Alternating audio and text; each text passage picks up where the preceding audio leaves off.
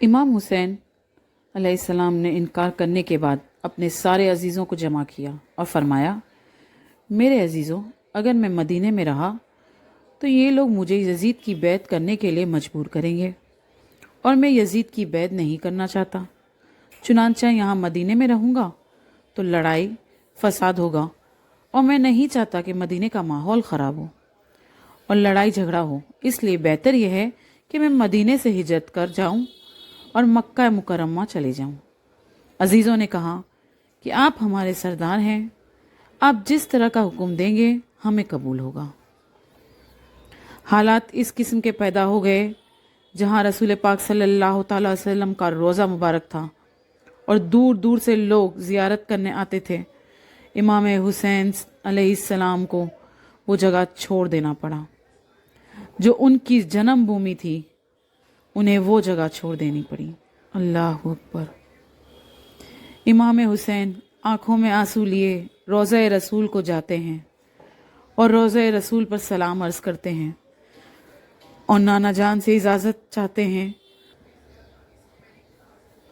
اور اشک بار آنکھوں سے اپنے عزیز و اقراب کے ساتھ وہاں سے رخصت ہو جاتے ہیں۔ اللہ اکبر۔ اور مکہ مکرمہ پہنچ جاتے ہیں۔ اللہ تعالیٰ ارشاد فرماتا ہے، جو حرم میں داخل ہو گیا وہ امن میں آ گیا، کیونکہ حرم میں لڑنا جھگڑنا، کسی کا خون بہانا ناجائز ہے، یہ حرام ہے اور ممنوع ہے۔ یہاں تک کہ حدود حرم میں جوں تک کے مارنے کا حکم نہیں ہے۔ ہاں، اگر زہریلے جانور سانپ بچھو وغیرہ کو مار سکتے ہیں، لیکن جو جانور نقصان نہیں پہنچاتے انہیں بھی مارنا منع ہے، جائز ہی نہیں ہے۔ اور مومنوں کی بڑی شان ہے، مومن کی تو عزت اور حرمت اور بہت زیادہ ہوتی ہے، چونکہ حرم کے حد میں لڑائی جھگڑا خون خرابہ حرام ہے، تو میں حرم میں ہی رہوں گا۔ امام حسین نے کہا، یا نہ کوئی مجھے پریشان کرے گا اور نہ ہی لڑے گا جھگڑے گا، اور میں حرم کے حدود کے اندر اللہ کی عبادت کر کے اپنی زندگی بسر کروں گا۔ اس خیال سے آپ مدینہ سے مکہ مکرمہ ہجرت کر گئے۔ جو ہی مکہ مکرمہ پہنچے، اہل کوفہ کی طرف سے خطوط اور چٹھیاں پہنچی شروع ہو گئی۔ لگاتار خطوط آ رہے تھے، قاصد آ رہے تھے، یہاں تک کہ امام عالی مقام کی خدمت میں 150 چٹھی پہنچ گئی، اور بعض روایت میں تو 1200 چٹھیاں بتائی گئی ہیں۔ 1200 چٹھیاں بہت ساری روایت میں بتائی گئی ہیں، لیکن 150 چٹھیاں بڑے بڑے مسند میں کہا گیا ہے۔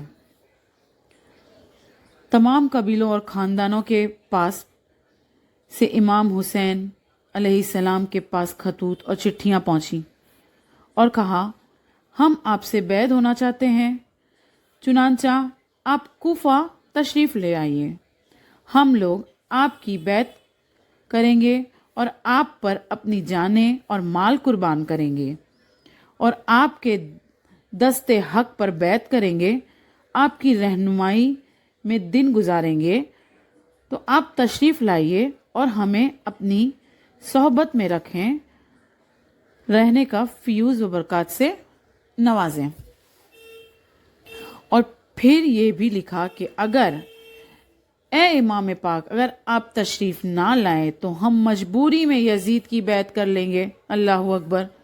کیونکہ حکومت کا مقابلہ تو ہم کر نہیں سکتے، اور اگر قیامت کے روز اللہ تعالیٰ نے ہم سے سوال پوچھا کہ تم نے یزید سے بیعت کیوں لی، اس جیسے نالائق آدمی کی بیعت کیسے کی، تو ہم صاف کہہ دیں گے کہ اے مولا، ہم نے تیرے نبی کے نواسے کو خطوط لکھے، چٹھیاں لکھی، قاصد بھی بھیجے، جان مال قربان کرنے کا یقین دلایا، مگر وہ تشریف نہیں لائے، انہوں نے ہماری دعوت کو قبول نہیں کیا۔ جب انہوں نے ٹھکرا دیا تو ہم کو حکومت کا مقابلہ تو نہیں کر سکتے، اور ہم نے مجبوری میں یزید کی بیعت کر لی۔ تو امام یاد رکھیے کہ ہماری بیعت کا وبال بھی آپ کے سر ہوگا۔ اس قسم کے مضامین لکھے تھے ان لوگوں نے، کوفہ والوں نے۔ امام حسین سوچنے پر مجبور ہو گئے کہ اب کیا کیا جائے۔ پھر آپ نے بہت سے لوگوں سے مشورہ بھی کیا۔ آخر آپ ایک نتیجے پر پہنچے کہ کسی معتبر آدمی کو کوفہ بھیجنا چاہیے اور وہاں کے حالات کا جائزہ لینا چاہیے، اور وہ مجھے بتائے کہ کیا واقعی وہ لوگ چاہتے ہیں اور ان کے دلوں میں محبت اور عقیدت ہے، اور اگر وہ لوگ چاہتے ہیں تو اس کی اطلاع آنے پر جانا چاہیے، ورنہ نہیں جانا چاہیے۔ چنانچہ آپ نے اپنے چاچا زاد بھائی امام مسلم کو اس کام کے لیے منتخب کیا اور کہا، اے میرے بھائی، اس طرح کی مجھے کوفے سے چٹھیاں آ رہی ہے تو میں آپ کو اپنا نائب بنا کر کوفہ بھیجنا چاہتا ہوں، اور وہاں کے حالات کا بچشمے خود مطالعہ کریں، جائزہ لیں، اور اگر جواب واقعی تسلی بخش ہو تو ہی ہمیں خبر کریں، ہم کو اطلاع دیں تو ہم بھی کوفے کے لیے نکلیں گے، اور اگر نہیں تو آپ بھی واپس آ جانا۔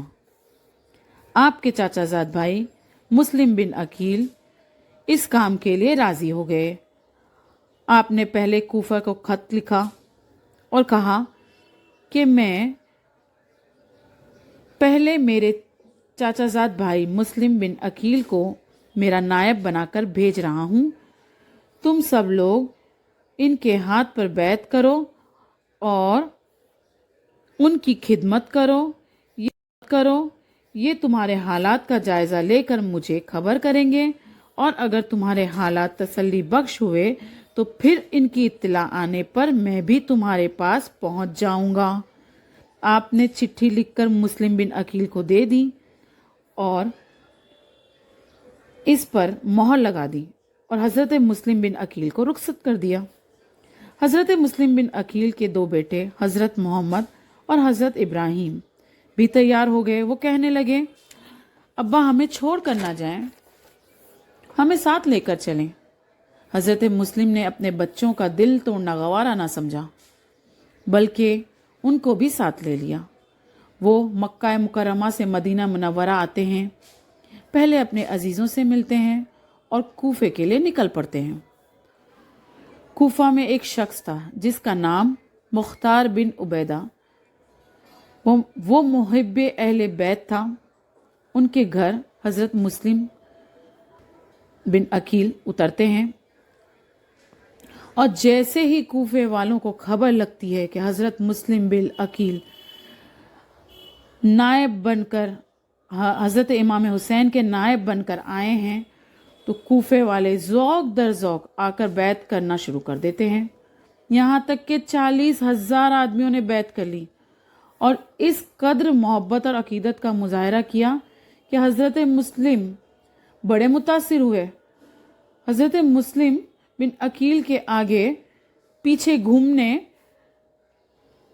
گھومتے تھے، دن رات دعوتیں ہوتی تھی، ان کی جوتیاں چومتے تھے، بڑی عقیدت اور محبت کا مظاہرہ کیا انہوں نے، اور حضرت مسلم بن عقیل بڑے متاثر ہوئے کہ یہ لوگ تو امام حسین علیہ السلام کے بڑے ہی چاہنے والے لگتے ہیں، اب تو میں آیا ہوں، اور اگر امام حسین علیہ السلام بھی آئیں گے تو ان کی عقیدت اور محبت کا بھی یہی عالم ہوگا۔ حضرت مسلم بن عقیل کوفہ کے سارے حالات امام حسین کو لکھ دیے کہ 40,000 آدمیوں نے بیعت کر لی ہے اور میرے آگے پیچھے گھومتے ہیں اور میری خدمت کرتے ہیں، اور ان کے دلوں میں آپ کے لیے بے پناہ محبت ہے، تو آپ یہ خط کو دیکھیے، اور جیسے ہی یہ خط آپ کو ملتا ہے تو آپ کوفے کے لیے روانہ ہو جائیں، تشریف لے آئیے، یہاں کے حالات بڑے ہی تسلی بخش ہے۔ ادھر قاصد چٹھی لے کر روانہ ہوا، اور ادھر دیکھو کیا رنگ دکھاتے ہیں چند یزیدی بھی